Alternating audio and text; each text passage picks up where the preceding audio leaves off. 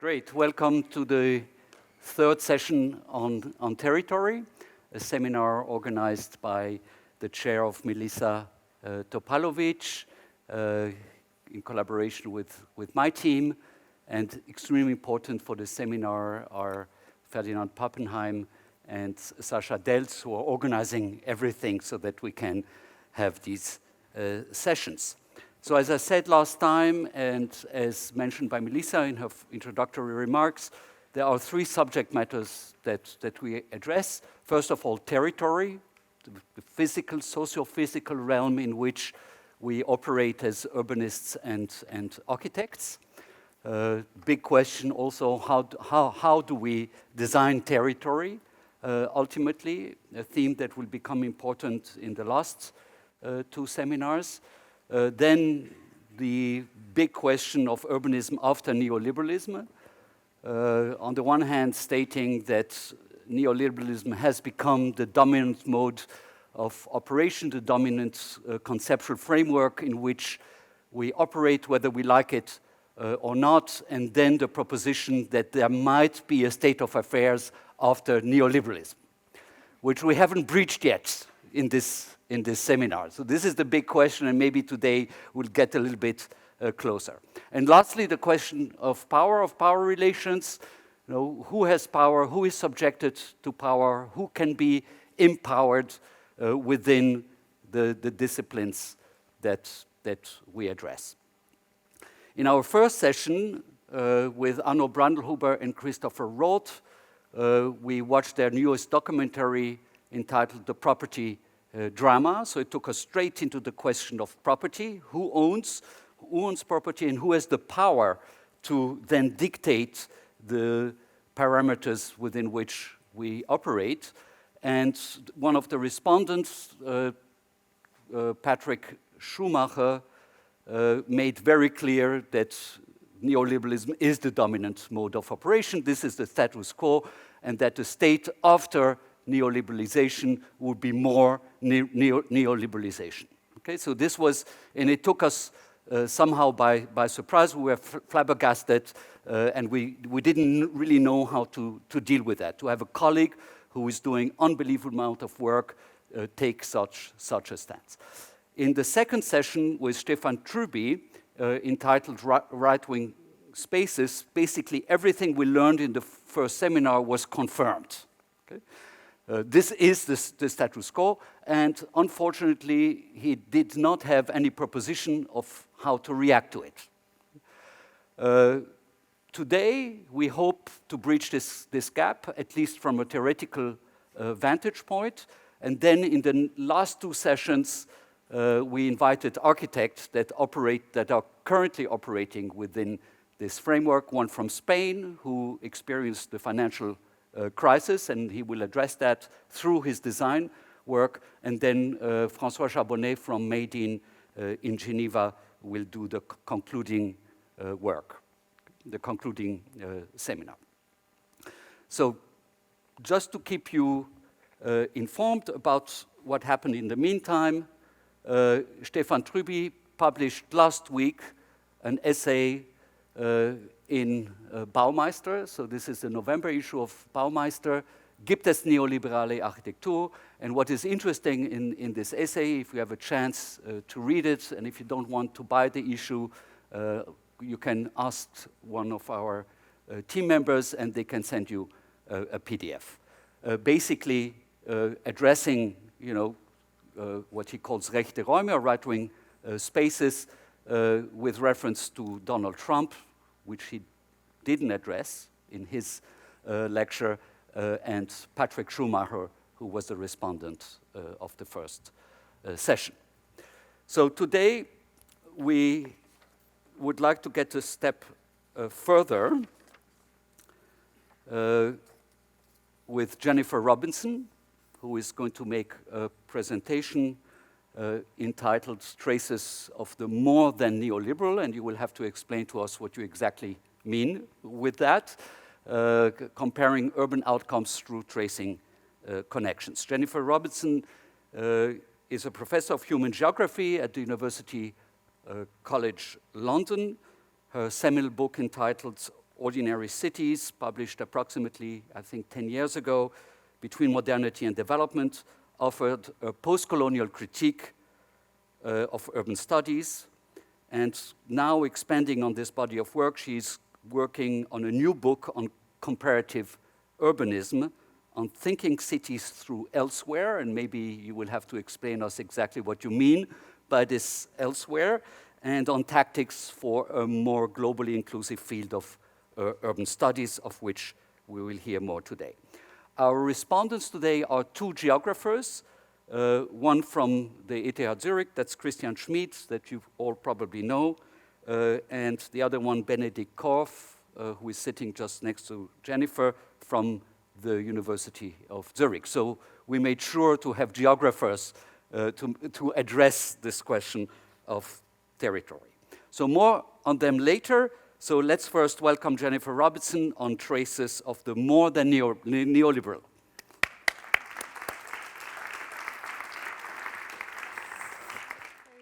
Thanks everyone for coming today. Excuse the slight chaos with the microphone. Thank you for making me so welcome.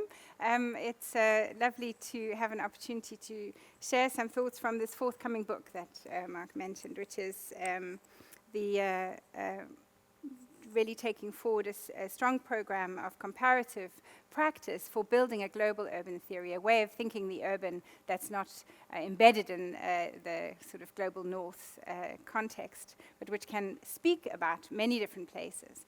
And I think it's this, for me, it's this starting point that I take to interrogate the neoliberal, and in which I want to come to think about the more than neoliberal, that there's more to think about than neoliberalization. Neoliberalization has become a very dominant optic for thinking about urban processes. And yet I think when you set out to consider poorer country context, you very quickly come up against all sorts of things that you can't capture within that rubric. Okay, so I'll read a little bit and then we'll talk more fully about some of the cases that I'm looking at today. So I've called this After Neoliberalization, Escaping the Syndrome. In many urban areas, policy and urban delivery sit within the horizon of neoliberalization, I think, as you've talked about in your last couple of lectures. And urban analysis has in turn been very shaped by this. So in a sense, our analysis has been captured as well by this horizon. So whether this is about rolling back the welfare state, catching best practice policies from wherever, being forced to implement really tough structural adjustment measures in poorer country contexts, perhaps implementing new private sector-led delivery systems, perhaps where services are non-existent, there'd be no other option, states are very weak and incapacitated, how do you get water? The private sector might roll out some access. Or perhaps seek to compete for economic opportunities in the global circuits of capital. So many other apparently neoliberal processes, if we look at them a bit more closely, they come into perhaps a different view. They start to turn into something else altogether in some contexts. So here,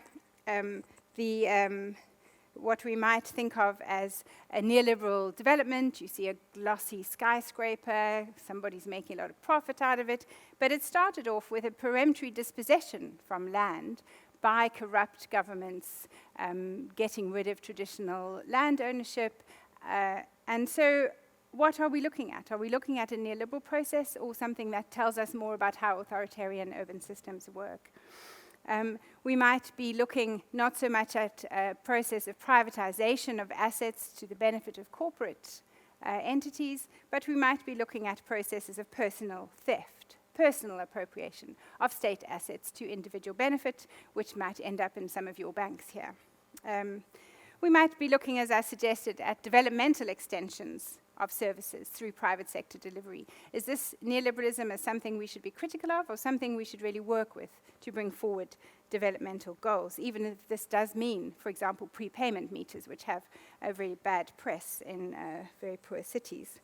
So in many situations, when we think we're looking at neoliberalization, I want to argue in quite a strong way. In fact, the dynamics of the processes at work reveal themselves to be of quite a different order. Peremptory, authoritarian, theft, or humanitarian provisioning. So I've argued something along these lines in some earlier papers, some of them written with Sue Parnell, who's at the African Centre for Cities. And we've argued that we need to look beyond neoliberalization as an optic to understand the processes at work in urban areas, especially in what she likes to call the global south. This is one of our lines of disagreement. I don't tend to use the term. So the dominant theoretical approach in urban studies, especially that put forward so well by... do you want to find a seat, Milica? It's so nice to see you, the little one. Anyway, so the dominant theoretical approach in urban studies through Peck, Brennan, Theodore traces neoliberalization in its global travels, and while noting its variegations, considers local innovations to be extending and contributing to what they call a syndrome of neoliberalization. And we felt in these papers we wrote in 2011, 2012, that this included many situations where urban practices were perhaps running aground, where neoliberalization arrived and it kind of came to a sticky end, or it didn't return policy innovations to neoliberalization as such, but ended up in something else, as I was saying, some kind of theft or developmental provision. So we felt that neoliberalism's many fellow travelers, such as developmentalism or perhaps residual collective provisioning in socialist contexts, post-socialist contexts, which Collier has discussed, rendered many of the political assessments of neoliberalism as perhaps a class project following Harvey or a regulatory regime for capitalist accumulation. Peck, Theodore, and Brennan rendered these analyses redundant. To us, these didn't help us to understand what was going on. So I want to pick up today from our identification of these reservations and to consider how we could bring them into closer perspective, not just in poorer contexts, which we tended to talk about, but across the so-called North and South.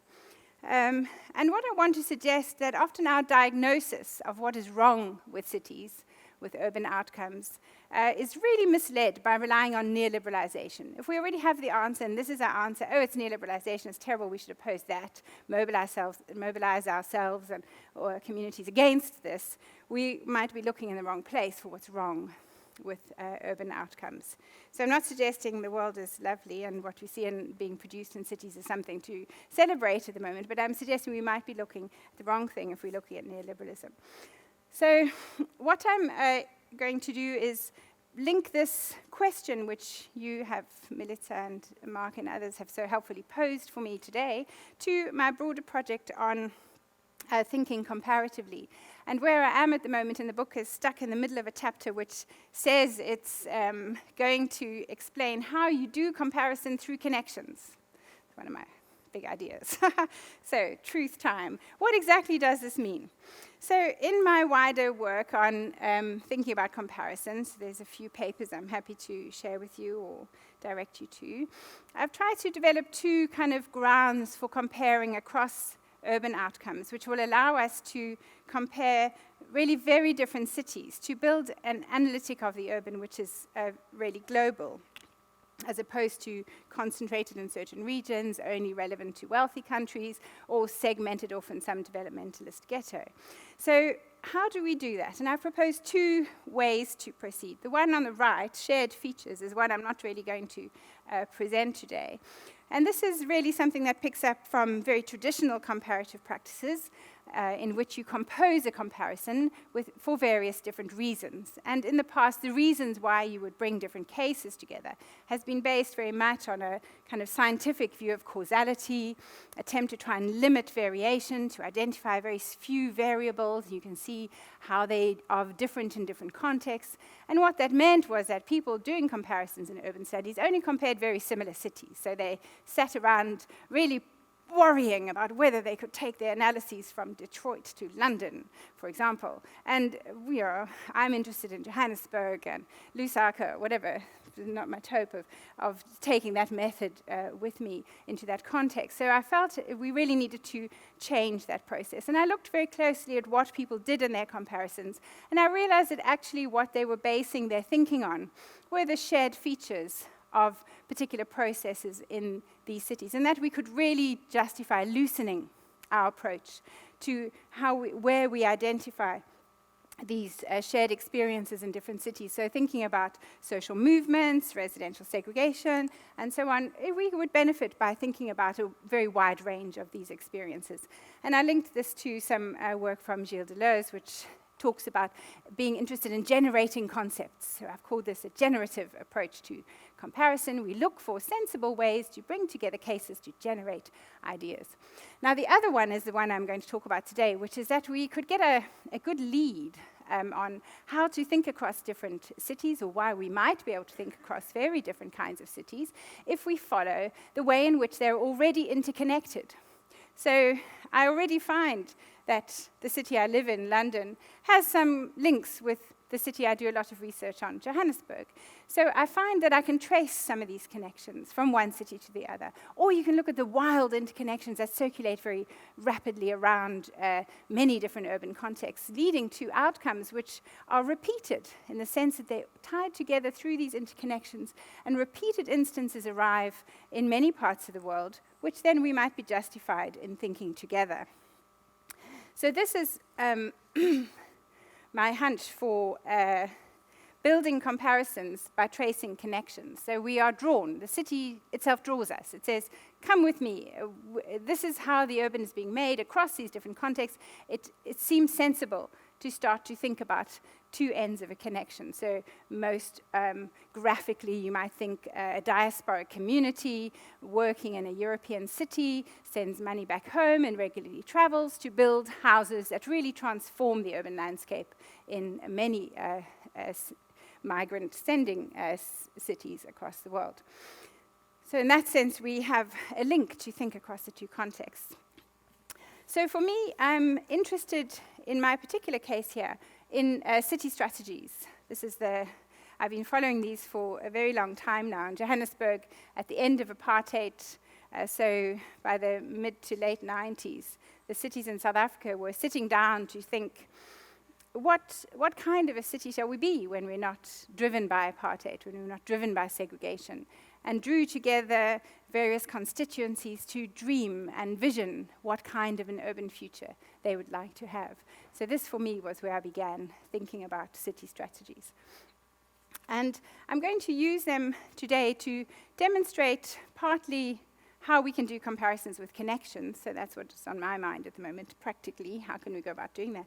But also to show how they operate as a platform for bringing forward the need to attend to the more than neoliberal. That is not enough when we look at the complexity of this visioning process and the complexity of what urban areas are imagined to become. It's not enough to analyze them with neoliberalism. And the specific strategy of following the connections and working with connections gives us some clues as to how and where to look for this more than neoliberal.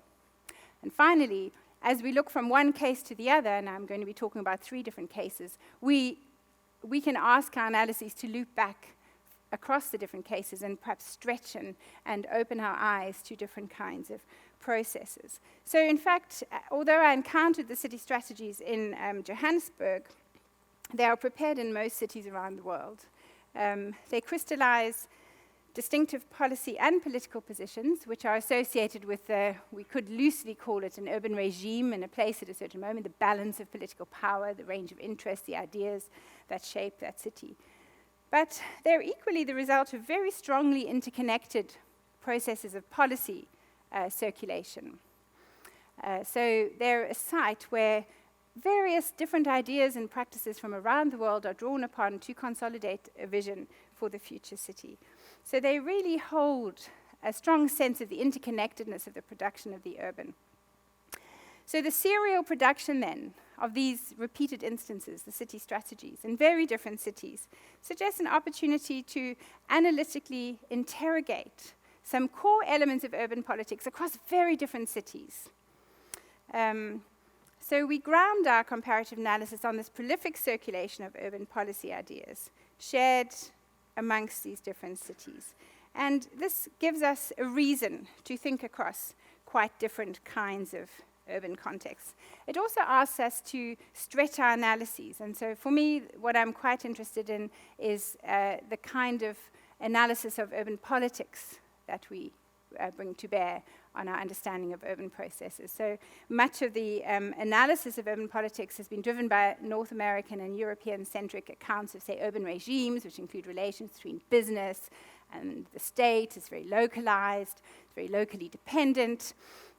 But as we will see with some of the case discussion here, actually urban politics in many places is highly exteriorized and very informalized. So this range of actors that comes forward when you look at the US doesn't give us much clues to talk about Lilongwe and Malawi, for example, where the main development actors are powerful international development organizations, NGOs from all over the country, the Chinese lending money, the Japanese wanting to address their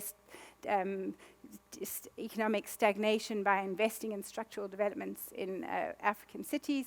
So we find a lot of actors piling in to shape that outcome in an extremely strong way, which hasn't really been thought about very much. So city strategies, here we see one of the main vehicles for the circulation of city strategies around the world. So they themselves are a mobile policy technology, a connection. Their circulation connects the different cities practically. So here, the Cities Alliance, which is an organization which brings together the World Bank and UN interests in urban processes, as well as some now increasingly donor countries and movements of the poor. The Slum Dwellers International influences the Cities Alliance strategies. And they promote policies all around the developing world, poorer countries, to try and address slum upgrading as their one agenda and city strategies as the other. And the reason is that this becomes a forum for trying to organize the governmental capacities of a particular urban context, to raise an awareness of what the needs are, and it acts very often as a kind of prospectus for investment. So they've been spread through these circuits of urban policy and the various networks of, say, the United Cities and Local Government Network. They propagate this practice to various cities. So, as Edgar Peterson says there, they've spread like wildfire across the global south. They also have been emergent through other kinds of differentiated circuits, so different kinds of globalizations, put them on the move, say across Europe, where spatial planning practices have been circulated by the OECD and other European-wide networks, and arrive, for example, in European countries or in London. And in some ways, there's also the hopefulness about them. So Edgar is very critical. He sees them as operating within this developmentalist circuit, pretty much carrying neoliberalism with them, pretty much disciplining cities to do development in a good way, to submit themselves to the norms of international urban development policies and so on. But Patsy Healy looks at these. She looked at a case in Amsterdam, for example, and she suggested that there's every chance that a spatial strategy at the citywide scale could hold much better concerns: distributive justice, environmental well-being, economic vitality, and become an asset for the public realm, a thing that we could all refer to try and make cities better. So there's a possibility to see in city strategies and a range of processes, certainly hooked into neoliberalizing networks of policy circulation and so on, but connected also through the Cities Alliance to developmentalist plans and hopes to improve living standards in poorer cities, and linked to a pretty much welfare agenda of redistribution in European countries. So what I'm presenting in my discussion of city strategies are three city strategies, which one comes from London, one comes from Johannesburg, and one comes from Lilongwe.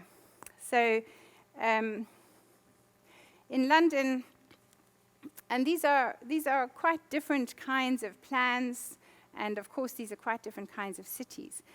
But what I think happens when we bring them together is that we have to look across a very wide range of processes that are shaping each one, and we have to think of them in a not very simplistic way at all. So the London Plan, which has been very directly criticized as a vehicle for neoliberalization of that city by none other than Doreen Massey, for example, the London Plan is a strategic spatial plan that's mandated in legislation.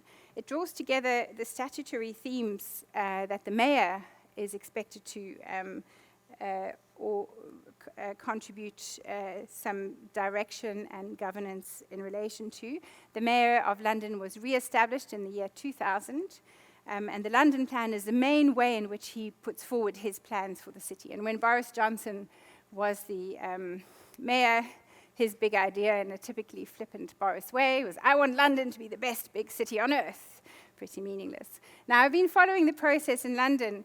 My access into understanding this process is through, represented in the bottom image there, which is of probably about 200 residents from across the city who came together in relation to this particular London Plan process. It was 2010, 2011, but this has happened every time since 2007. Residents come together to try and build their understanding of the London Plan process and to shape it with their interests. So insofar as the London Plan reflects their interests, then that suggests there's perhaps a little more going on in there than straight neoliberalization. And the setting in the center is the area where the hearing is held to discuss and debate the issues, which is a bit of an intimidating hearing full of property developers and the 33 boroughs across London who all have a say in trying to shape the plan. And we'll draw on that in a minute. In Johannesburg, as I said, as the unitary city was formed out of the fragmented, racialized administrations of the apartheid era, a period of strong institutional transformation took place. So whereas initially some sort of strategic visioning was very informal, it became, again, as with London, part of the expected cycle of legislative production from the central government. Many institutional tensions meant that this was never really very strongly implemented, but did provide a framework for thinking about the future of the city. And now the final example I pick up because Johannesburg was drawn by the United Cities and Local Government Network and the Cities Alliance, as I was mentioning, into a mentoring process where they would help to transfer the skills of doing city strategies to Lilongwe. So in many ways, this is a very different circuit of policy transfer than anything we read about in fast policy and neoliberalizing local government agendas and so on. This is quite a strong humanitarian agenda, a real concern for the lack of services and facilities in Lilongwe, one of the poorest cities in the world, 700,000 people. And the Johannesburg officials picked up on the invitation to be a mentor for Lilongwe and put a lot of their own money and time into repeated visits to this city. Now, what is really interesting in a way for our assessment also of the different kinds of globalization processes that connect cities is at the bottom here we have a series of images which represent an award that was given ostensibly to the collaboration between Lilongwe and Johannesburg for being an excellent example of innovative urban governance by a Chinese-centered organization in Guangzhou. However, Johannesburg wasn't informed about this award. They were not invited to the session, even though they'd funded a lot of it.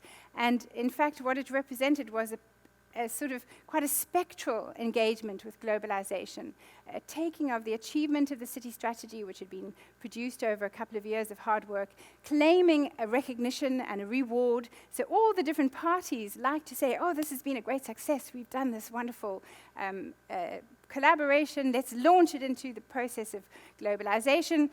And in a sense, it became very disconnected from the process on the ground, which didn't see implementation, and yet managed to garner through this quite spectral process of recognition to garner further investment in city strategy and policy making there.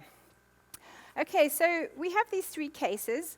My access to them is a little varied. So in Johannesburg, I've done many, many repeat interviews with officials, been to many meetings and consultations. In London, I've mostly worked through the community side, supporting their engagements with the policy process and been in observing many, many activities there. And in Lilongwe, I've accessed through the experiences of the Joburg officials who went back and forth to Johannesburg and through a lot of the sort of documentary evaluation that follows on from developmental investments. So these are they're quite different sources, but I think there's still something valuable about bringing the three cases together. And what I'm trying to bring together in this table is the three ways in which we might use their interconnectedness to bring a comparative reflection into view. So I'm proposing that we would find ourselves looking precisely at the kinds of connections that tie these cities together, not assuming that we start by looking at neoliberalism and watching it wander around the world, but that we're maybe inspired by the idea, in fact, from Brenner, Peck, and Theodore, that neoliberalism always has its fellow travelers. Well, this is their suggestion. Neoliberalism travels along with development or perhaps humanitarian or welfare goals, even collective ambitions. So these fellow travelers, though, they have their own life, I think. They're actual circuits and connections and ideas and practices of their own, which we should look at. So the first way in which we can look at the difference, the more than neoliberal, in urbanization processes is to treat the connections themselves as urbanization processes, as shaping urban outcomes in many different places, and as differentiated. So if I start with the Lilongwe one, which we've just been talking about, there the connections were very much developmental, very much driven by international development policy, the Sustainable Development Goals, or the MDGs at that time, Millennium Development Goals, were very much the framework within which the city strategy was formulated. These were nowhere near the London plan. So it's a very specific circuit to try and support developmental goals. Also, these were refracted through Johannesburg's experiences quite often. So a lot of the officials who went to Joburg, went to Lilongwe from Joburg, were really thoughtful about how they can bring their particular case, their learning, their understanding of different kinds of policy demands. How can they bring that into the Lilongwe context in a respectful and collegial way, in a kind of peer-to-peer learning. So this is a very different kind of circuit, but it is also a process shaping urbanization. So in that sense, it would not work very well to dominate our interpretation of the transfers taking place through neoliberalization. In London, I think we also have a lot of mediation of policy transfers. So the one that I found quite interesting was that, in fact, with the New Labour process of inventing new forms of governance through the 2000s especially, they drew on various ideas from an organization, I think, called Monitor, Roy Porter, these ideas about how to stimulate economic development. And this exact same organization was very important in Johannesburg. They were also doing analyses for different South African cities to inspire them in terms of how they take their plans forward.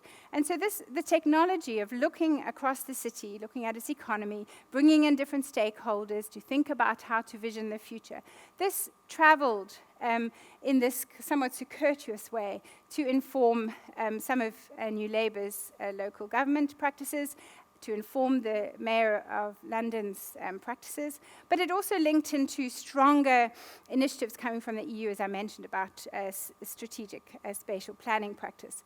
And now if we look at the London plan, it's a very big document, it's very technical. So in fact, for community groups to try and engage in such a plan, it's like hundreds of pages with hundreds of studies behind it, lots of detailed legislation, very specific wording. So I've spent some very long nights trying to work through what people are saying they want for their communities and how this relates to the technical format of the plan. So there's a lot of mediation between national and EU agendas. A lot of these are very much bound up with environmental sustainability, protecting community health and well-being, and so on. And now if we look at the London plan, it's a very big document, it's very technical. So in fact, for community groups to try and engage in such a plan, it's like hundreds of pages with hundreds of studies behind it, lots of detailed legislation, very specific wording. So I've spent some very long nights trying to work through what people are saying they want for their communities and how this relates to the So these are, again, a different range of circuits. And while they have certainly, we can't say London has not been a victim, if you like, of neoliberalization, there's many other things going on to shape the plan. And if we look in the Joburg case, this one, because I've perhaps done it in more detail, I'm quite much more aware of how complicated it is to talk about connections and what it means to try and trace one certain influence or one kind of line of connection. And in fact, I've become quite aware that that's a pretty topographical, if you like, a very physical metaphor for how it is that urban policies are generated. And I've tried to, in some other publications, try to turn that question around, not how do policies arrive, how are connections made, but to look at it from the viewpoint of the practitioner developing the policy, how are policies arrived at? How do I come to a policy? And I think that really, it puts a lot more emphasis then on the creative process of specific actors in localities to draw on a range of different kinds of policy influences, as well as the very complex and often very subtle demands of their locality, which could be, in the case of Johannesburg, jobs. You know, so the latest idea arrives to shape the planning, the city strategy in Johannesburg being resilience. So resilience is all over the policy circles. Everyone's talking about resilience. Well, Joburg could certainly be more resilient. You know, it's got fires and very strong health problems from pollution, and people are very poor, so sustaining life is something that resilience would help with. But in fact, that has to be mixed up, perhaps in a traditional stewing pot in South Africa, mixed up with many other things, and something pops out. It's very hard to trace what that is. And I think I had a very strong sense from the practitioners in Johannesburg that they really worked with things to create something quite distinctive. And this is their framework from, it's the 2006 strategy, which had a lot of very distinctive concerns in it. I mean, some of them might sound like, you know, group speak from a neoliberal handbook, innovative governance solutions or whatever. But some of them were really extremely profound political claims. So proactive absorption of the poor. And this is a moment when, you know, maybe 1 million Zimbabweans are arriving in the country, is fleeing from Mugabe's disaster. And what does the city do? We proactively absorb the poor. I mean, it's a more complicated story than that, but this is a very powerful ambition. It also, we see that balance and shared growth, that's a national government blah thing. Facilitated social mobility, settlement restructuring. I mean, these are kind of policy agendas that come from the ANC government. But they also reflect the developmental pact between citizens and the state, that is the post-apartheid situation. Except it's kind of bleeding away now, being invested in Abu Dhabi via Zuma's corruption. But the developmental pact has been that in democracy, this means a claim on the state, a claim which is very urban-focused. It's about houses, service delivery. It's what the local government has to do. So this has been a very strong feature of policy making in Joburg for some time. Okay, so this is the one way in which I think it starts to open up our assessment of the urbanization processes. We're starting to see a range of different kinds of flows and connections and processes shaping, in this case, this repeated instance of the city strategy. Now, the second line of analysis I have followed, and I'd be very happy to share some thoughts on this written out with anyone who's interested. Very pleased to get any feedback on this, is that if we think about repeated instances, in a way, what they are outcomes of all the possibilities that could be available to make a certain urban process. So a repeated instance will come out of all the range of different interconnections that are possibly shaping an urban outcome. So it's in a sense we look at, and Deleuze turns to Nietzsche for these ideas at the moment, we look at all of chance, all the possibilities of what the urban could be, a kind of virtuality of the urban. And out of all those possibilities concretizes one instance. And then in another case, we have all the possibilities that could circulate, all the actors who could come and invest, all the policy ideas that could arrive, and another instance arrives.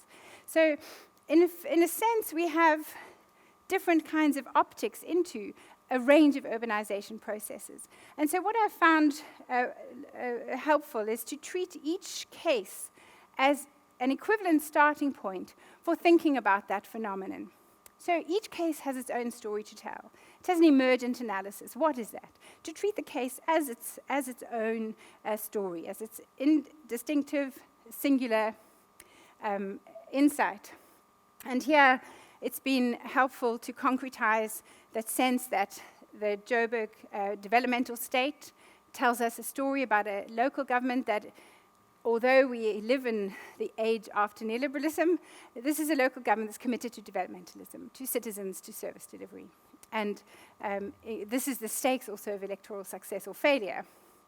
In London, the story that I find interesting in London is that a vision for the city is very hard won. This is a city of very fragmented governance. The mayor is not very strong as an actor in the urban arena. He has 33 local boroughs to negotiate with. The national government sets a strong cap on what is possible. He has very powerful business interests and property developers to work with. It's really incredibly difficult to navigate towards a vision for the territory. So the territorialization process is something that emerges, I think, quite often out of the discourses that become shared across all these actors. So in fact, the spatial planning and the spatial strategy performs a very important role to sediment the possibility of London achieving anything, in a way. And it also highlights the profound path dependency of what goes on in London. When you think about London as highly neoliberalizing, globalizing, competing city, but in fact it's got an incredibly long-standing, parochial and odd way of achieving some of its goals. And so here I found it quite interesting to draw on some of Christian's work on the specificity, especially of what he calls, I think, territorial regulation. That these are very idiosyncratic arrangements that emerge over a long period of time in different places. So London tells me that story. And in Lilongwe, I think what's interesting is that from the records that I've consulted, I find evidence of a state that is present. So the officials in Joburg talk about the paper trail, all the documentation of the planning systems, very good bylaws in place. There's very good trained staff, all appointed, sometimes acting or not. But in a sense, this is also a state that can't act. That's quite spectral. It's unable to really reach out to intervene in society. It seems there had not been for a long time, when this plan was developed, properly appointed electoral representatives, nobody to really take direction and take things forward. Officials were traveling a lot, going to lots of training sessions with international development agencies, and not really available to do things. It was very hard to confront profound corruption, financial mismanagement in the city. So, in a sense, there was a spectral state, but that was also present. I thought it was quite an interesting phenomenon. And I mentioned also the spectrality of the connections to the recognition for the collaboration that took place.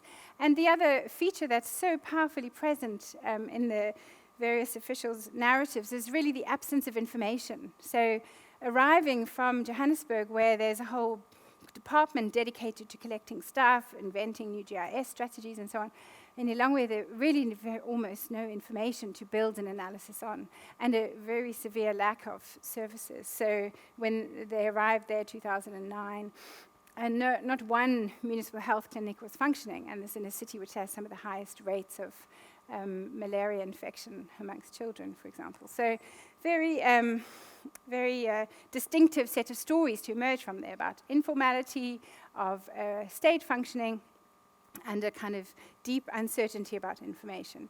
Now, the final section, I'm not going to discuss it very much, but this is just to note the range of actors who are present in the different contexts, which should ask us to think about how do we start to theorize urban politics across such diverse situations, where we could encompass the strong exteriority of politics in Lilongwe, alongside the huge power imbalances between business and community in London, and the strong involvement of, for example, trade unions in the Joburg discussion, but the relative absence of business. So we have to really think again, I think, about how we theorize the territorialized politics of urban development.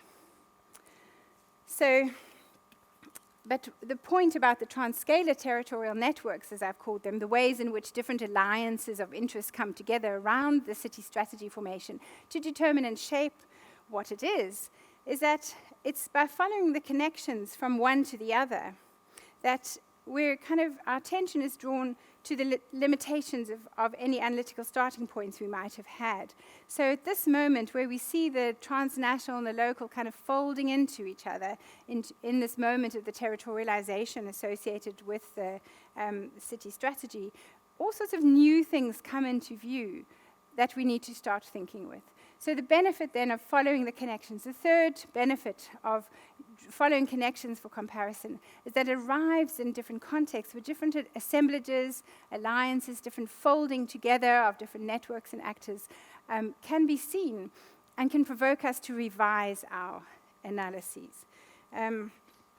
So a practice then of comparison through connections reveals a great variety of phenomena, perhaps unpredicted before we started following the connection.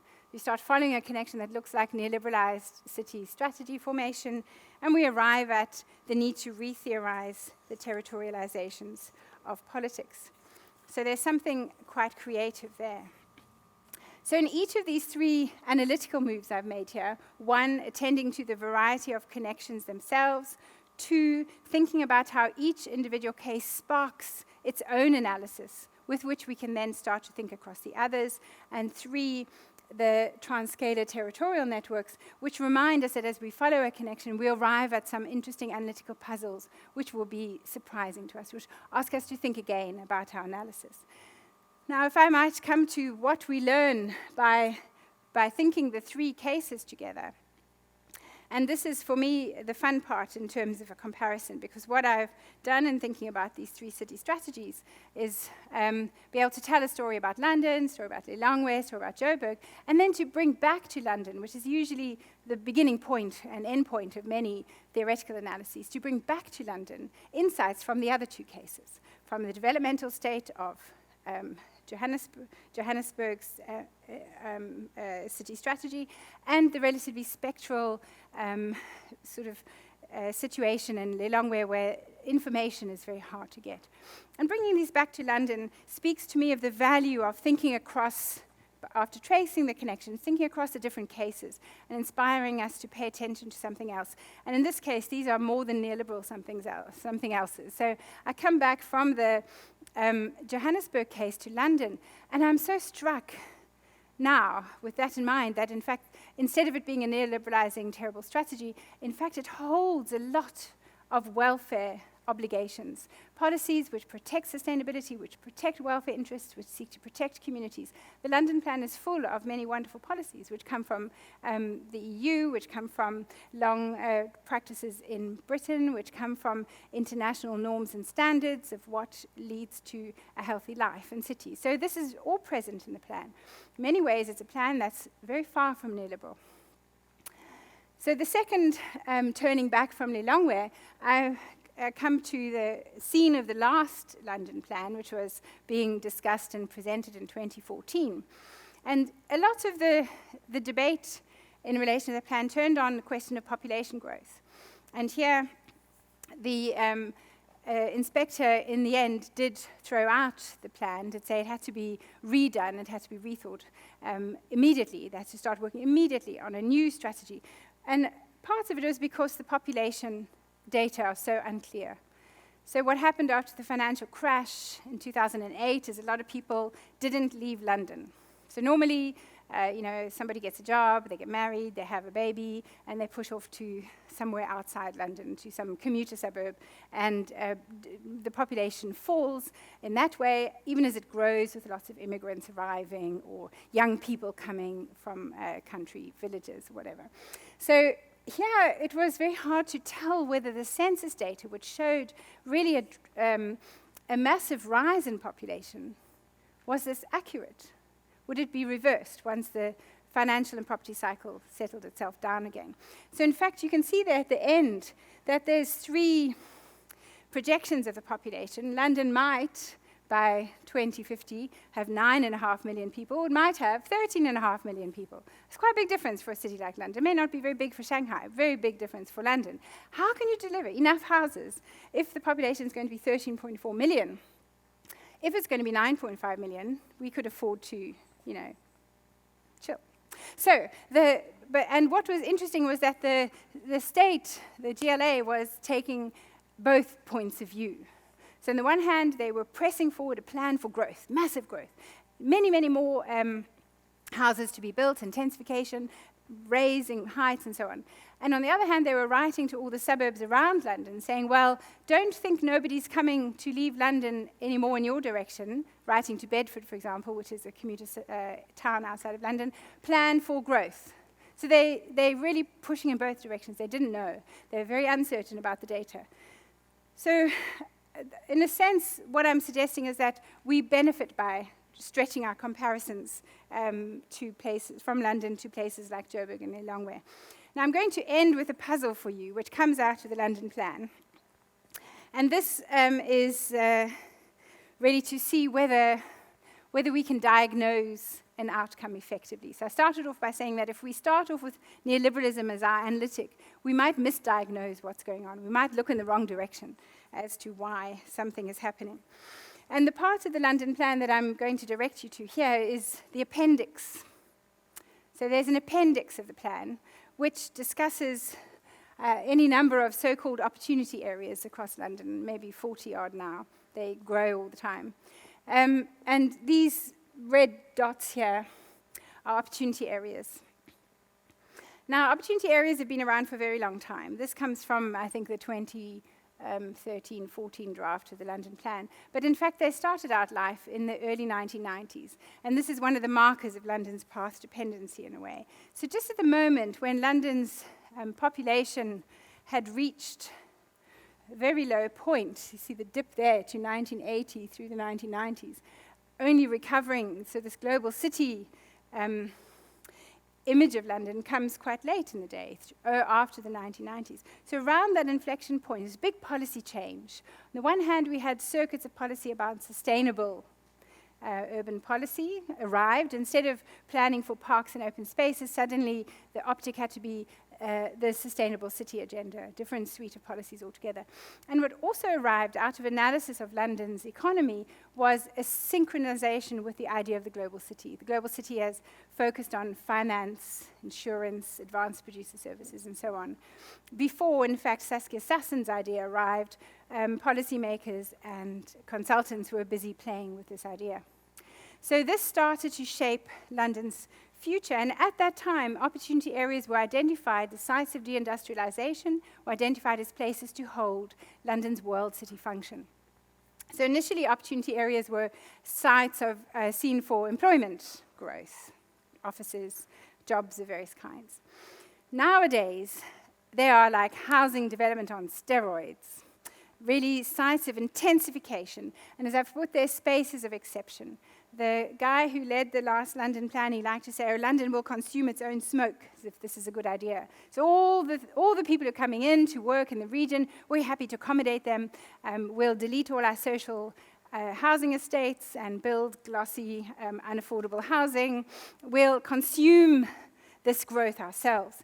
And the places of consumption are these opportunity areas. Now, they're not only are they in the appendix of the London plan, so we kind of struggle to bring them into the discussion, but they are also subject to planning exceptions. They have planning frameworks which don't necessarily go through a hearing. They're not formalized. They're quite informally negotiated between the boroughs and the GLA. And they're also exempt from many planning requirements, including how much affordable housing you might have to deliver, how high you can build. So height in London is driven by accessibility to transport, and the places in opportunity areas are exempt from all the requirements around density and accessibility. They can set their own character, so-called. Now, I've been following for some years one of these sites that appears in the appendix of the London Plan and is framed by the London Plan's construction of certain areas as exempt, as exceptions from many planning norms. So this is a place that's on the left-hand side, as you look there, a lot of industrial activity, which is going to be relatively protected. On the right-hand side, more kind of railway land and light industrial use, which is going to be turned into 55,000 jobs or more, 25,000 houses, at a cost of £2.5 billion, driven by the arrival of HS2, the high-speed train to the north, and Crossrail, a very fast link east-west across the city. It's a very big area. If we look at the comparable kinds of developments there, Canary Wharf, a whole big swathe of central London and so on. Old Oak on the left-hand side is a very big neighborhood. Currently it has these kinds of things in it. Some nice terraced houses, pretty canal with old industrial vernacular, a bunch of really horrid student housing. If you're moving to London to study for a while, you really have to take care. And some railway, a lot of railway yards. And this is what they hope will be there in the future. Massive, high-rise, very dense development. Now, we've seen several planning applications come through, and again, I've been working with a network of community groups who engage with both the London plan process and the local planning process. We've been engaging with the local plan process here. And this is slightly different from most opportunity areas in that it has a development corporation running it, and it sees a local plan process through. But next to small little terraced houses, we're seeing these extremely dense, very high developments coming through. And each one draws its own assemblage of actors to negotiate an outcome within the framework of the exemption and exceptions that I discussed. The other very important feature of London's path-dependent model is that each development, each opportunity area must pay for itself. Nobody's bringing money in to pay for the infrastructure. You have to extract planning gain from the developers. So every time a building is proposed in the opportunity area I'm working on, and these are various designs, the one in the top right is realized. It's a kind of co-living for graduates, get a small room, nice public spaces.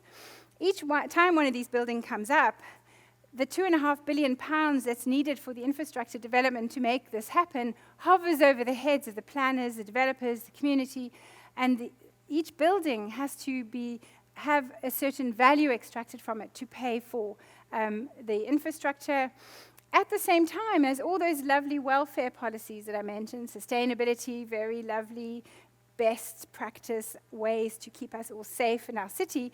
These are also on the agenda. And the planners talk about it as balancing the priorities. And this balancing happens in secret, very secret, discussions between planners and the developer and all their teams of many different kinds of professionals to determine how much planning gain will go to what. Will it pay for open space? Will it pay for affordable housing? Will it pay for playgrounds? And this was, for me, a very low point of one of the design options was to create a vertical playing area for the children. So they must run up and down inside this cage. There's no space left for development. Most of the buildings that are coming through have play space on the roof. I mean, they meet the requirements of the London Plan. They conform to the proper expectations of our well-protected welfare state citizens. But that's the kind of outcome that's coming. And so this is, I guess, the puzzle. In a sense, the state is pressing the buildings higher. The state is pressing the development to encompass much of the plot. The state is extracting planning gain for their long-term development. They're also trying to meet their welfare needs by pushing things higher. So in a sense, when we look at that building there, and you will be much more used to this than me, what do we see? I mean, do we see a neoliberal building? Do we see a tense negotiation between the fabulous welfare ambitions of the London Plan, the particular path-dependent way in which London organizes its development through planning gain in small little territories? Do we see a developer who wants to maximize profit? And I think the the popular view is that this is developer greed. So the newspapers are full of this. Developers are stealing our city. The local state is so weak. They let them take everything away, destroying social housing. But in fact, I think it's much more complicated than that. And the development model that's behind this, the spaces of exception, the opportunity areas, the need to balance your priorities within a very tight financial envelope. This means that we're arriving at these very high densities for quite complicated reasons. And I think as we come back to the range of processes that we've seen operative in city strategies like the London Plan, we need to look a little more closely at what the urban outcomes, the landscapes, the policies, what they stand for. The more than neoliberal needs to be on our agenda too. Is that? Thank you.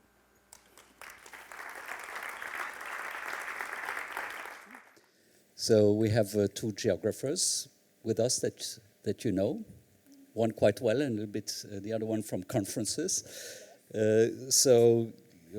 First of all, Benedikt Korf is professor and head of the Department of Geography at the University of Zürich.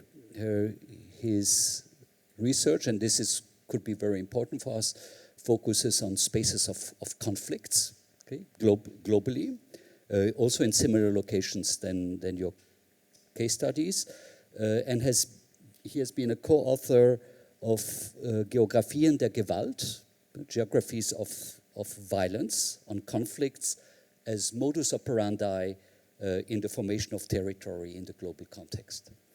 And Christian Schmid, we know quite well from the Department of Architecture, teaching sociology, but he's a geographer, also Henri Lefebvre, expert, key member of the ETH Studio Basel, and co-author of Switzerland, an Urban Portrait.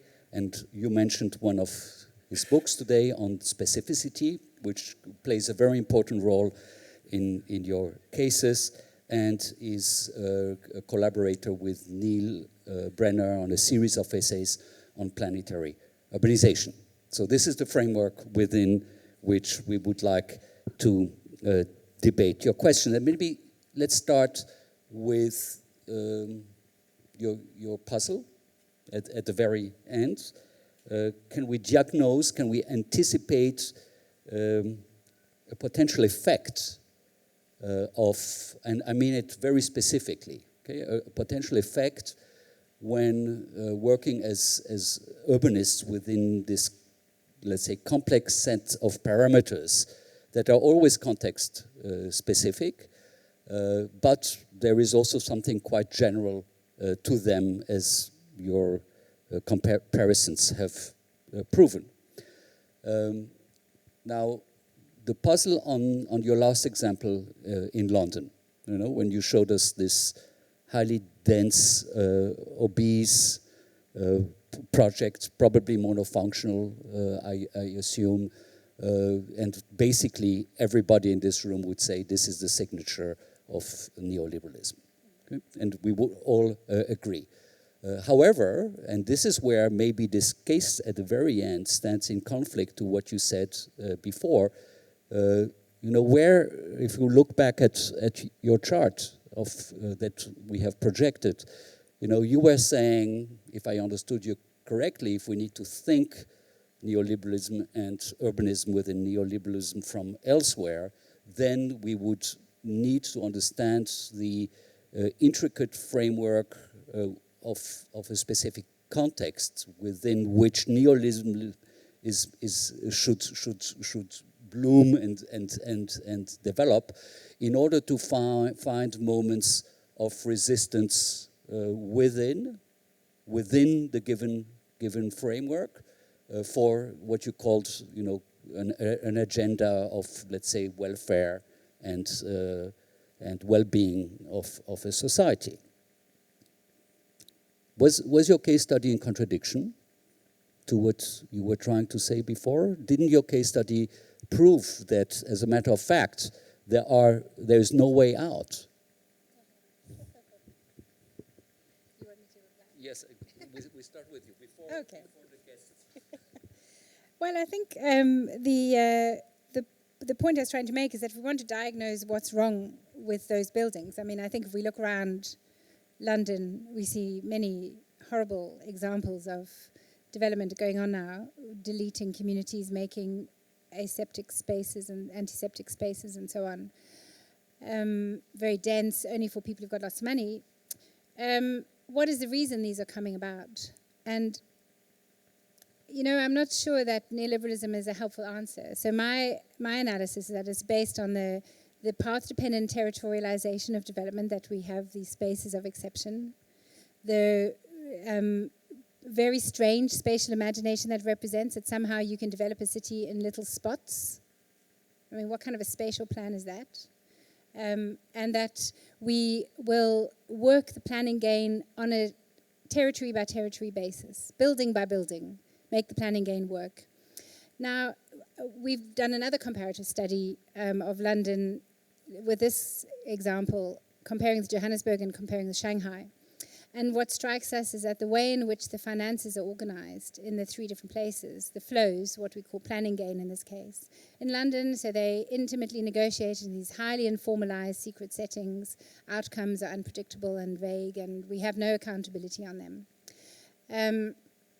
In Johannesburg, property taxes agglomerated at metropolitan level. The state can look across the city and think strategically about where it wants to invest money, where it wants to support intensification, how it wants to do transport planning. Johannesburg has got a really good form of tax, property tax there. And in Shanghai, we see development corporations, so they compared to the one that we see in Old Oak, which do have some kickstart funding to get a certain development going, make profits, and then invest those profits going forward.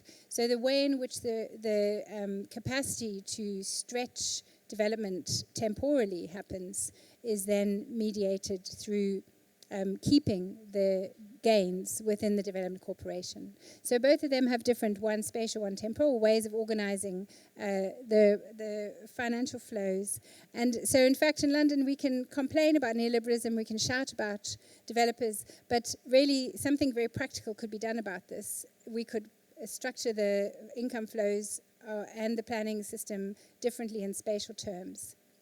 And we could look at having greater accountability on the decision-making process. If we have to balance the priorities and there's not a lot of money, well, who's deciding that we put the play spaces on the roof, we have no clinics, but we're going to build a big bridge over there so the next landowner can do his development? Surely these should be a bit more open to public debate. So to my mind, there's some very practical ways forward which don't get addressed if we just throw our hands up in despair because the private sector is involved in development, which they have been in London for hundreds of years, you know. So.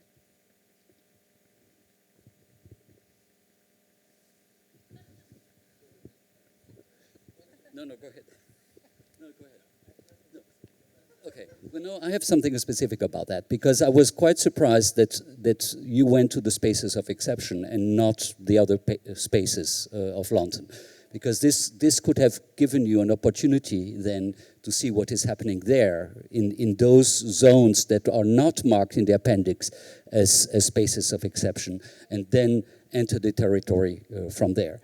And the reason I'm saying that is because in the London case study, you showed us this image of this group of citizens that are from a certain locale, trying to participate, and they were invited. It seems they were invited at the table, but they were not from within the system.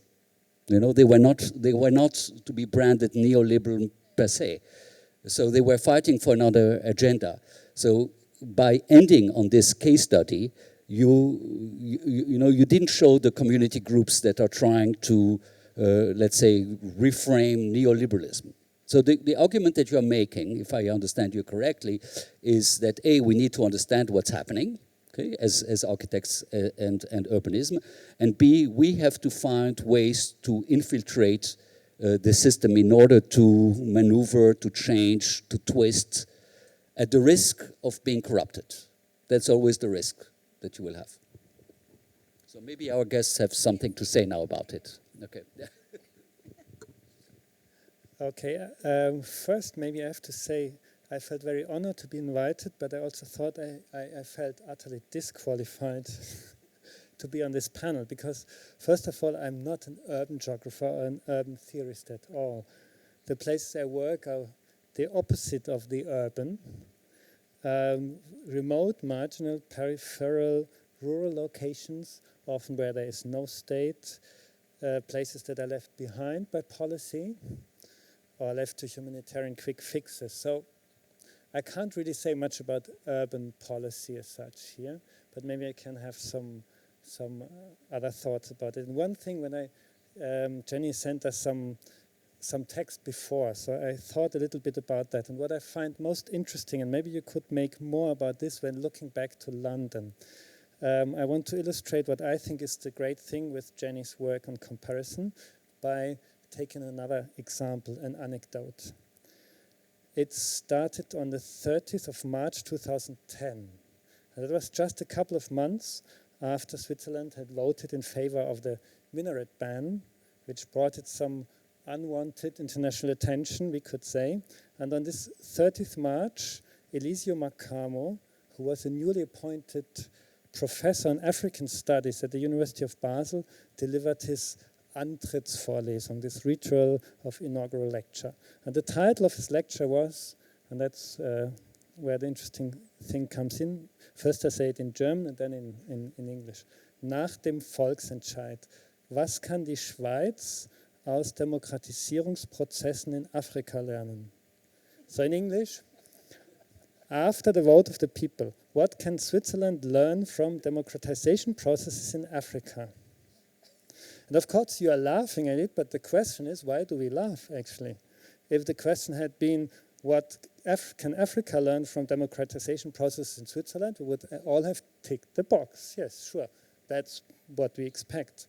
And then even Eliseo, who is a born Mozambican, comes here to teach Swiss people about democracy. We first think this is outrageous, but of course it's not, depending on how you look at it.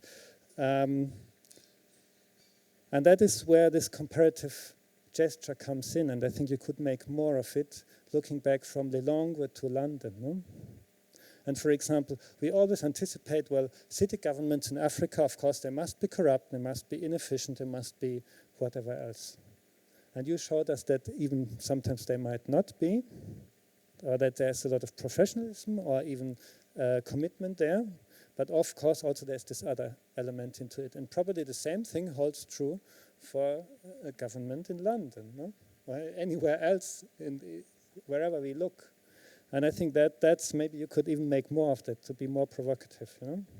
And then I think all this neoliberalism, because it comes from a very idea of particular cities in the north with high investments, high-rise buildings and so on, we would never necessarily say Lilongwe is a neoliberal city. We don't look at it that way, no? But then maybe looking at, so how works city development and vision development policy models in Lilongwe, and take that as an entry point to look at London. That's, I think, also will be push the reframing even further, I think. So that's maybe one idea I would like to bring up.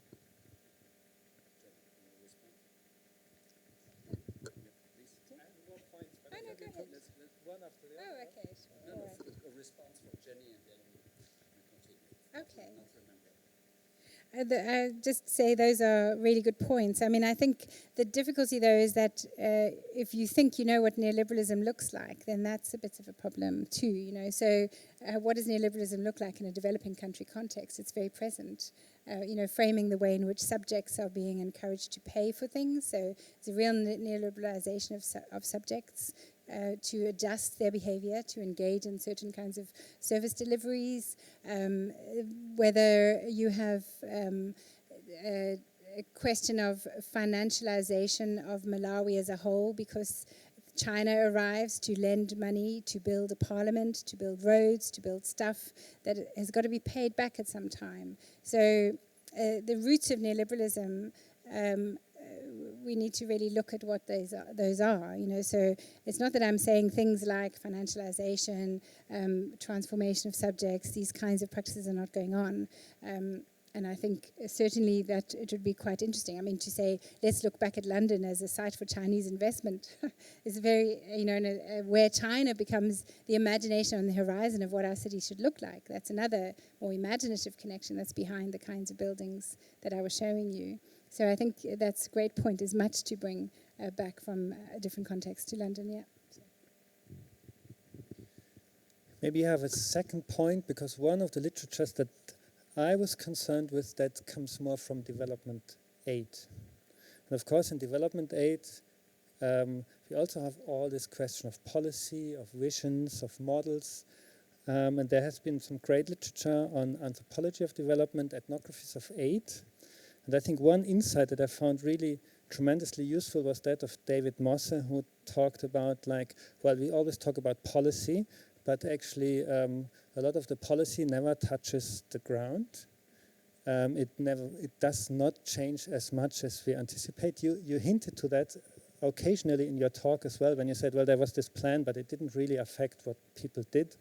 And I mean, Mosse talks about agricultural extension in rural India, so it's maybe a different type of policy. But there, of course, I mean, the British development program, they tried for years to change the subjectivities of agricultural extension workers, and they changed their policies throughout their 12, 15, 20 years of program duration. But actually what these extension officers did in their everyday work probably didn't change much. Maybe sometimes if they were clever and they wanted to be promoted, they changed the rhetoric occasionally, because they were clever enough to understand what people wanted them to pretend they do, but like the real practices of what they did in their everyday interactions with farmers probably didn't change that much.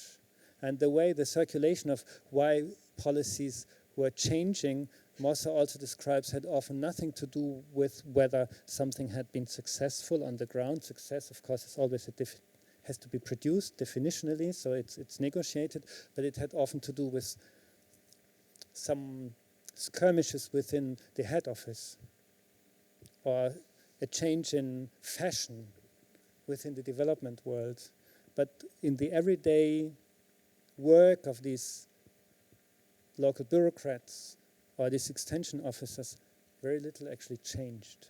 So, of course, it's a different thing if you build a big, built environment. You can, of course, change things by just putting up a building. That's maybe different than to talk to farmers. So I'm not sure how much the analogy is really useful, but to some extent this gap between policy and practice, I think, is something that also applies to a lot of this planning work in the urban realm.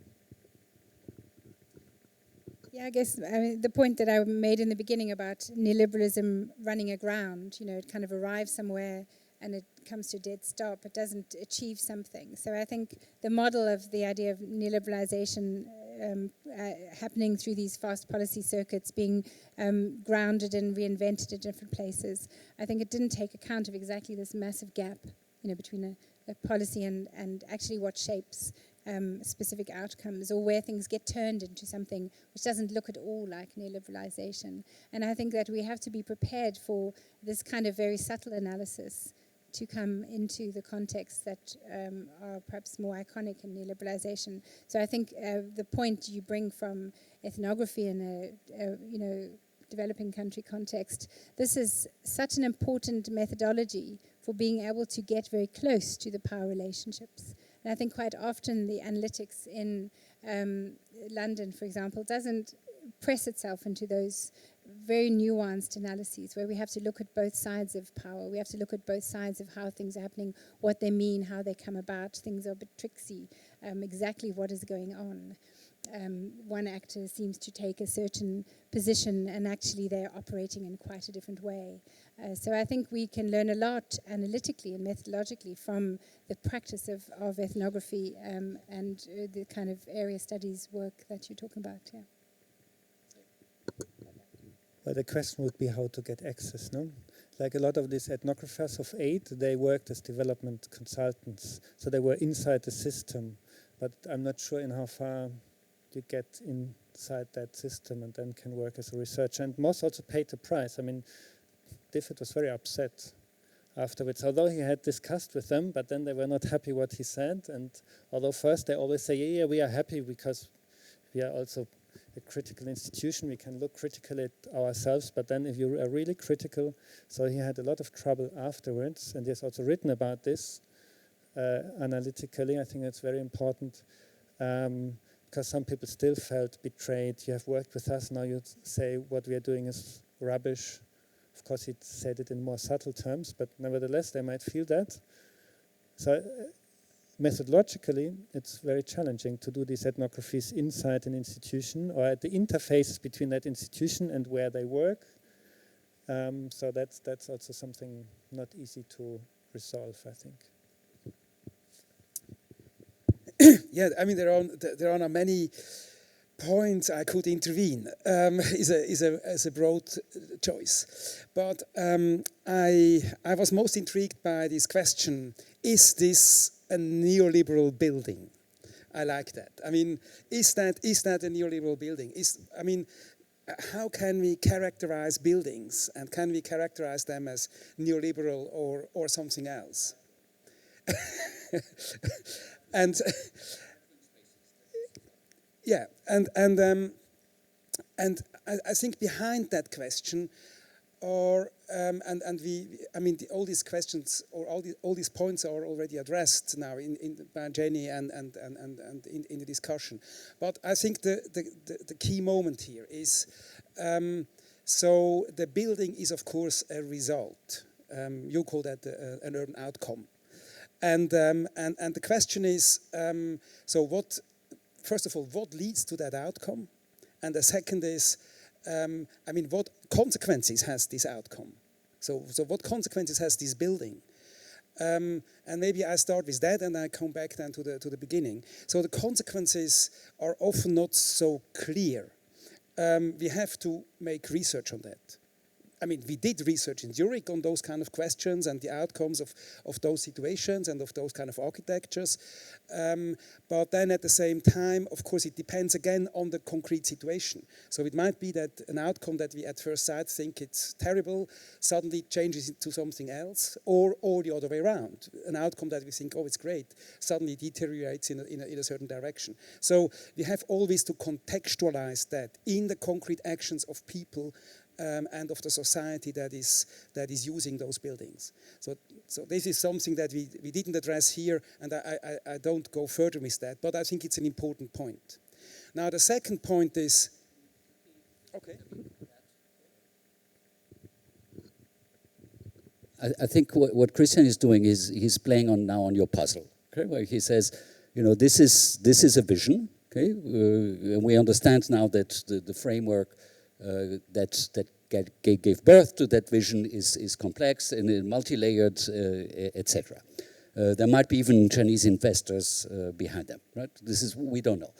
But one interesting game, and it could be a studio assignment, we could say, let's imagine that building, 10 years from now, 15 years from now, after a financial crisis, after another wave of deindustrialization. Okay, would it turn into a kind of dilapidated grand ensemble as we found in Paris? Or how is this building going to affect and maybe gentrify the entire neighborhood? I mean, the building is shown in its purity as a beautiful rendering without context. Okay, let's try to contextualize the building. I think that's the type of exercise that you're recommending, and that could be an answer to your puzzle.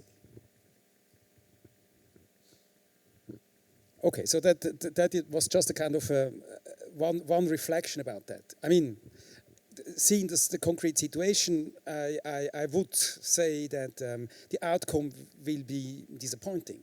But I mean, that's just a judgment at the moment. We have always to have a close look on it. Now, the second point, and that's the core of the puzzle now. I mean, what produced that result? So is that the result of a neoliberal policy? Or of a specific neoliberal policy, and is that a necessary result, or is it the result of other elements other, let's say, elements of this, what we call territorial kind of, well, this kind of all sorts of so this territorial regulation that is behind this kind of, and all the negotiation processes and all the individual gains and the individual, I mean, we have to be clear that if we are discussing about today's situation and we discuss about neoliberalism, we have to be clear that we are living in a world where, I mean, bribery and corruption is endemic. Okay, is endemic. That's not something that was originally meant with the neoliberal regime that came up in the 1980s. I think we can be very critical about Margaret Thatcher and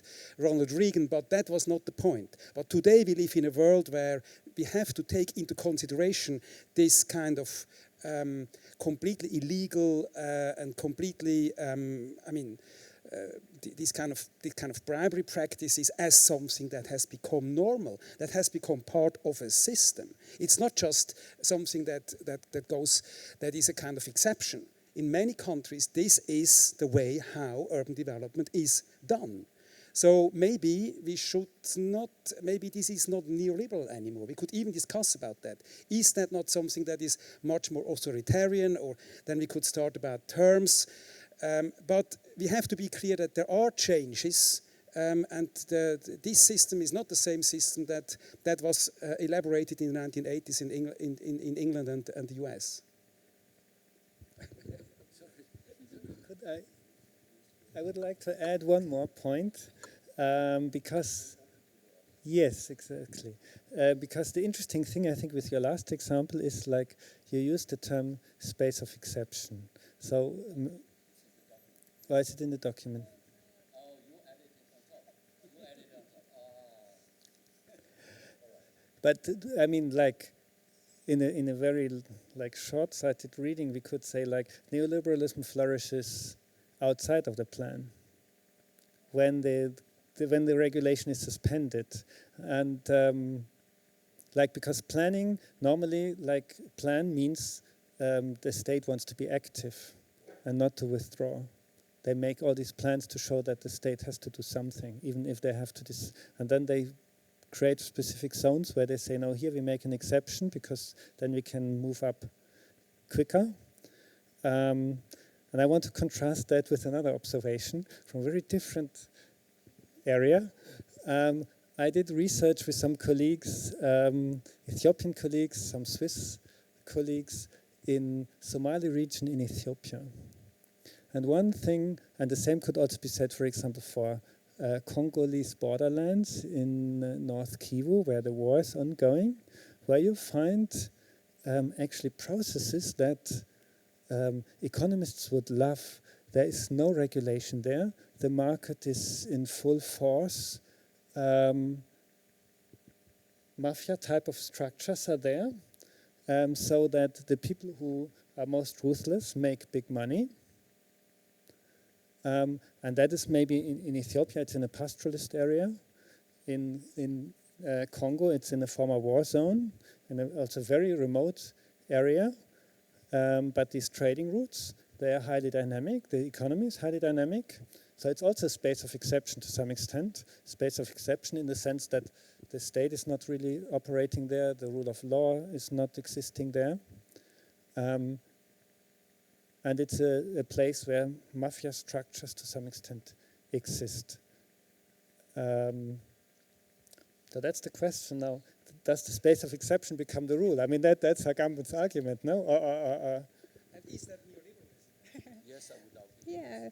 Well, I think, I mean, I would think that when we're looking at those kinds of processes, where bringing into view the different kinds of power relationships that operate, they're easy to see that this is going on in the Somali region, Maybe easy to see authoritarian interventions in Indonesia. If we look at Gavin Shatkin's analysis of, he's got a great book called Cities for Profit, which looks at large-scale developments which seem to be these highly financialized neoliberal global developments. In fact, each of them rests upon an authoritarian expropriation of land, very outside of, I mean, in a great exception. So this authoritarian moment is something I think we need to look at also within our own context. And this is why, for me, it's very interesting as to how the planning system constructs not only a highly informalized process of deciding on the planning outcome, for which there are no guidelines, how should this work? But it also becomes something that is accepted from the democratic process. It protects, there's certain moments when you can make no difference. So the communities have engaged very strongly. They've shaped policies. They spend a lot of time on the London Plan because they hope they can call on the London Plan to say, you haven't met these policies in this local area. But in fact, if you look, that setting of an open policy formation is contrasted with another setting which is pretty closed, of a relatively unaccountable decision-making process. And I would say it wouldn't be a stretch to think that that's a relatively authoritarian process. So I think that we might want to bring the actual practices of urban development into a more realistic conversation, not only with our analysis, but also with our diagnoses, which then inform policy, which then inform what do we think should happen instead. And in poorer countries, there's quite a lot at stake right now because these so-called sustainable development goals are going to be marching around the world, demanding development happen in all these places, development which is going to involve a lot of neoliberal practices, a lot of private sector rollout, huge amounts of housing development, infrastructure investment, in the kinds of contexts of urban politics where processes are opaque and complicated. And in which land development is certainly going to lead to displacement and so on. So there's a lot at stake in thinking hard about what the processes are. It's not just about capitalism or neoliberalization, but about these peremptory authoritarian moments as well, which we need to attend to in our own democracies as well as in other places.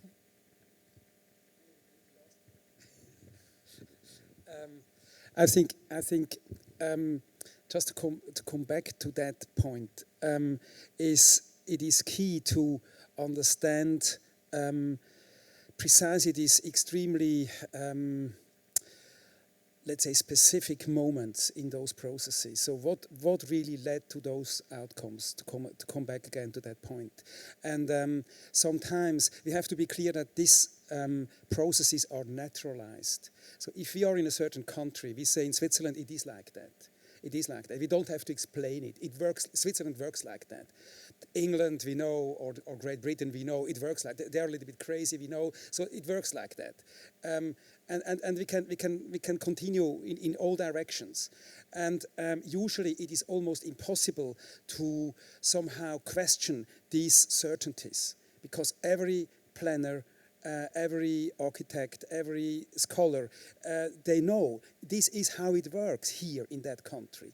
And if you start to question why, then they say, okay, maybe you should learn more about our system. And that goes back to your introductory statement. If you come suddenly from a different perspective, and that's for me the strong lesson. You come from South Africa, you come from a city like Joburg that was so. I mean, has such a very, very difficult urban structure, such a cruel material legacy from the apartheid policy. But at the same time, it had, at least at a certain moment, such a strong will to address that, to change that course, to have a strategic planning that is capable to change that. Whereas in London, and I stop now here, but in London I remember the situation after Margaret Thatcher has dissolved the GLC, so the Greater London Council, and the 33 boroughs were the only unities of planning. And I remember I was there in London in 1990, and we had discussions about the desperate situation of strategic planning in London. And the only thing that existed as a strategic plan for London was a kind of a one map, and the map looked like a child would have drawn this map. So that was a certain, I mean, low point of that kind of planning. But I think. Okay, but I mean, just to show important these kind of reflections are, and they are somehow indispensable to really go beyond these kind of seemingly naturalized certainties. Let's open discussion. Any questions from the audience? Yes, there are 1, 2, 3.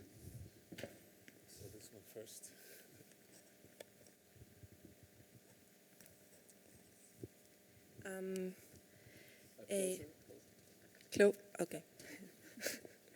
You mentioned at the beginning that in the neoliberalism, the dynamics are very different and that we have to go beyond the object. So I wonder if these, if our architectural expressions of the city, if they are considered only a byproduct of the globalization, and are they worth studying them or not anymore?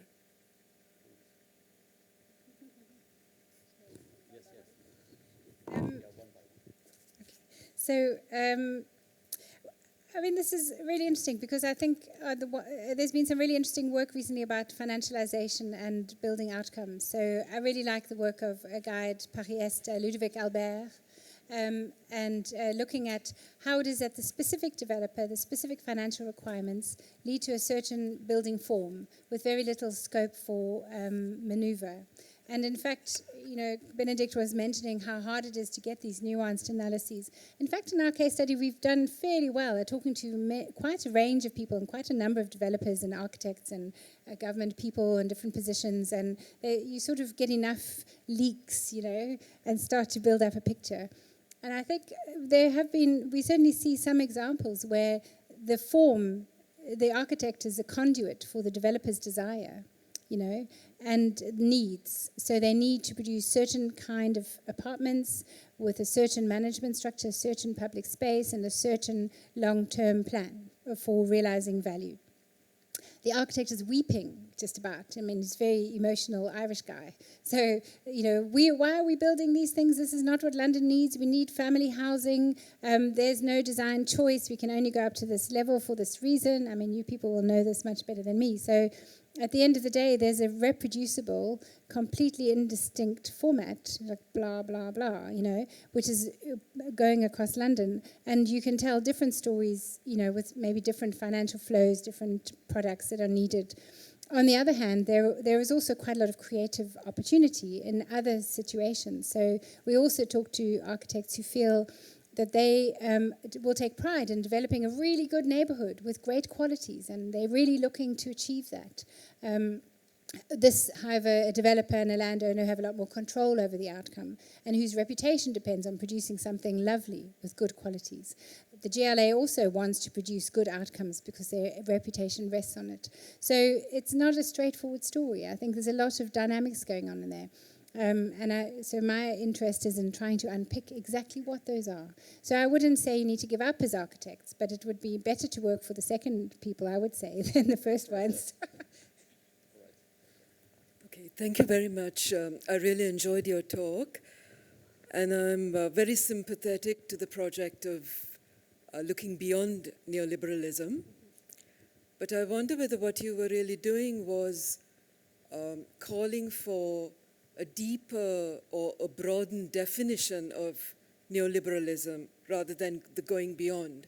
And why I'm asking that is because some of the examples you gave, for instance, your final slide of the high-rise building, and you were talking about children's playground right up on top, it seems that, yes, there are certain rights that are being offered and delivered by the state, but say the right to a playground is being traded for other kinds of rights, right? So when you look at it like that, like a right to housing is being traded for other kinds of rights, like due process, or democratic consultation, then, you know, where does neoliberalism end? Or how do you see that this is also part of neoliberalism? Because in a way, from the country I come from, stakeholdership, having these kinds of consultations, saying that authoritarianism is bad and there should be good governance is also very much part of neoliberalism. So I'm just wondering whether in your, at least in the presentation today, neoliberalism was in a way limited to a kind of profit extraction, whereas how we see it operating, it kind of pretty much encompasses an entire gamut of practices that you were talking about. So I'm wondering whether it's about broadening and deepening our understanding of neoliberalism, or whether it's actually getting beyond. Thank you. I mean, I would say these are, I mean, it's a really good question. So when do some of these practices fold into a political process of transformation of urban governance in a particular place, which is being driven through in the name of, say, marketization or growing private sector involvement, etc. I mean, the really difficult thing, I think, when you, in a sense, you have to answer this in a very contextual way, I would say, because many of the things that people say are neoliberalism, what is this? Decentralization, private sector involvement in delivery, property-based development initiatives, etc., opening up to globalization. Many of these will have been a part of urban policy and practice for a long, long time.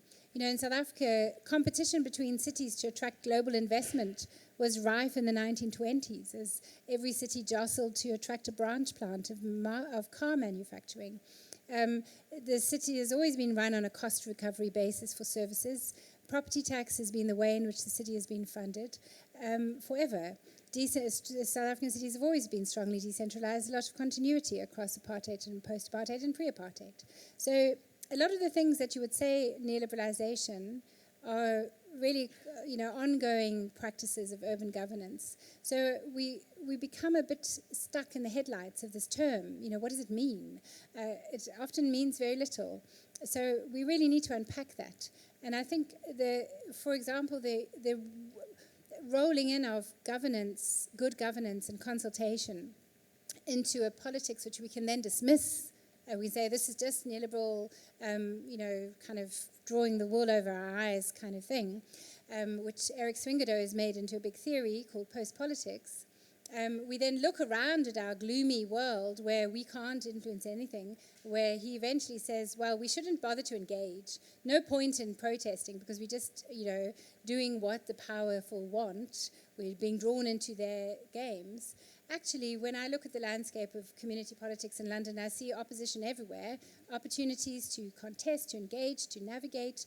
And if we look at a wider context across the world of where urban politics is being formulated creatively, often this involves very patient processes of political organization. The Slum Dwellers International, the stories about the ways in which favelas or peripheral settlements in Brazil were consolidated.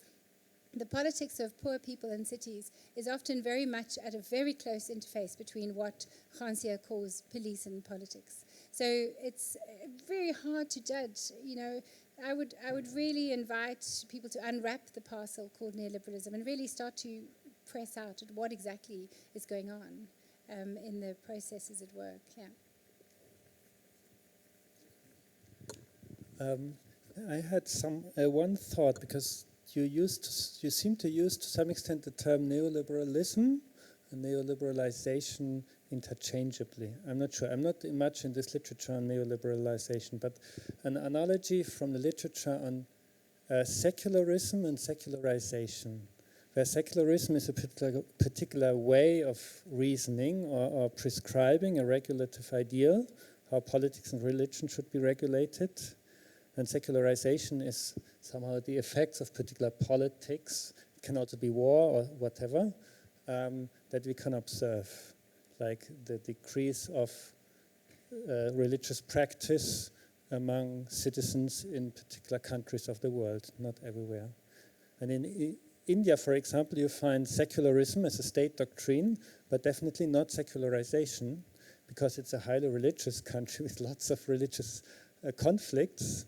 And I'm not sure, maybe some analogy might also apply for, neoliberalism can be a reasoning that planners have, or it can, that we can study in policy models.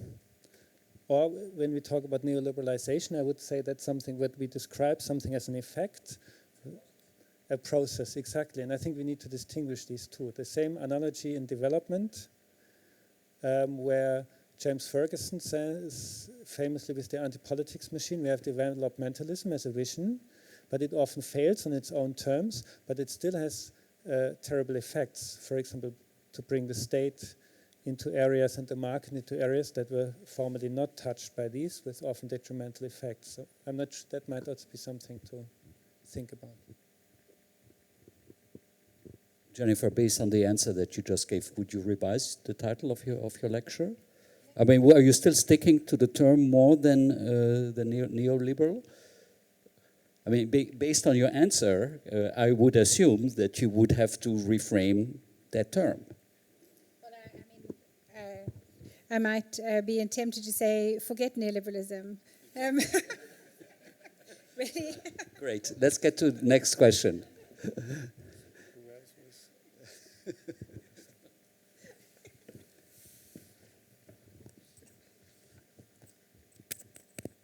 Yeah, I'll just build upon what was being discussed just now.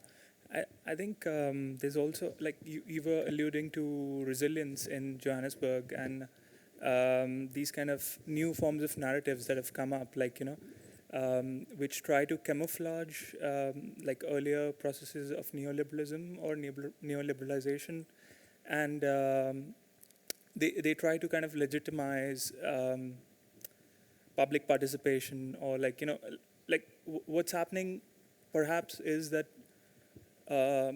public unrest is not leading to a break of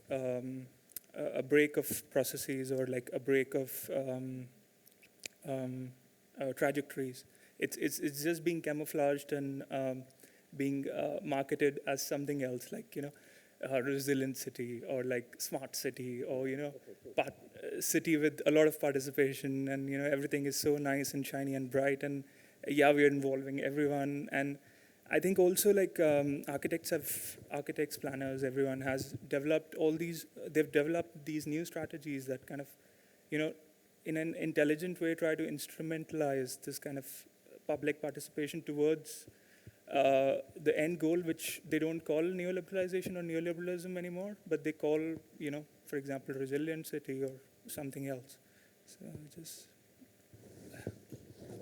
Yeah, I think that's really astute comment. And I think for me, it's where I began with the city strategies, was a complete fascination that they all say very similar things, We want economic growth, financial sustainability, environmental sustainability. We want to have a good quality of life for everybody, etc. So, and was a very familiar list of stuff.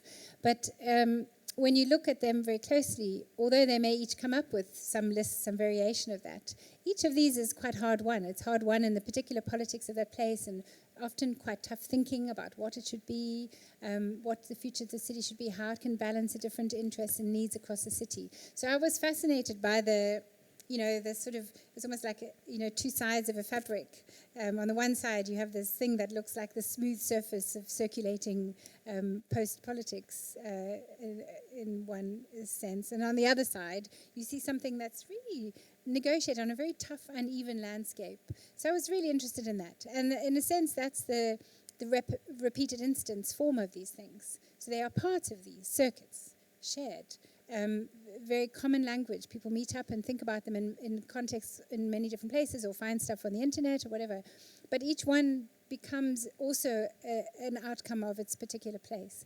So I would say, yes, those smooth terms and all that kind of stuff, we shouldn't get tricked into thinking that nothing's at stake. that there's no politics there, or that it's not something that you can engage with. So I would look a little more closely at the circulation of these stories, because there's a real politics of the city at work. Stuff that needs to happen, people who vote, populations who refuse, land that costs a lot to develop. Two sides. Great. So please join us next week. And the week after, we'll discuss these issues with practicing architects. So we are moving into practice. And for today, thank you very much to our guests and to Jennifer for this tremendous lecture.